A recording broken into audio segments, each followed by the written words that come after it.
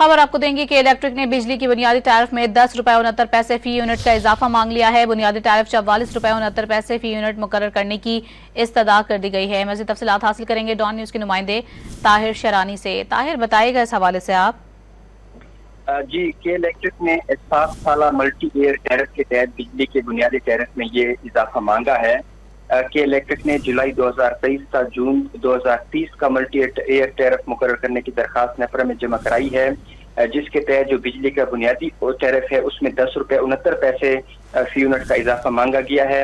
और के इलेक्ट्रिक ने 7 साल मल्टी एयर टैरिफ के तहत बिजली का जो बुनियादी टैरिफ है वो 44 रुपए 69 पैसे फी यूनिट मुकर्रर करने की दरखास्त की है, जबकि इस वक्त के इलेक्ट्रिक का मौजूदा औसत बुनियादी टैरिफ 34 रुपए फी यूनिट बनता है। जो के इलेक्ट्रिक ने दरखास्त जमा कराई है उसमें बिजली की कीमत का EPP कॉम्पोनेंट 18 रुपए 88 पैसे और बिजली की कीमत का CPP कॉम्पोनेंट 12 रुपए 54 पैसे फी यूनिट मांगा गया है। ट्रांसमिशन चार्जेस 3 रुपए 48 पैसे, डिस्ट्रीब्यूशन चार्जेस 3 रुपए 84 पैसे।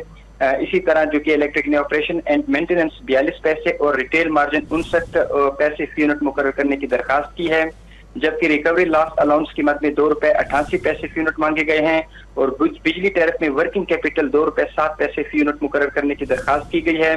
अब नेपरा ने के इलेक्ट्रिक की दरखास्त पर शराकतदारों से 7 रोज में राय मांगी है और उसके बाद नेपरा की जानिब से आगे का फैसला किया जाएगा। जी, बहुत शुक्रिया ताहिर आपका।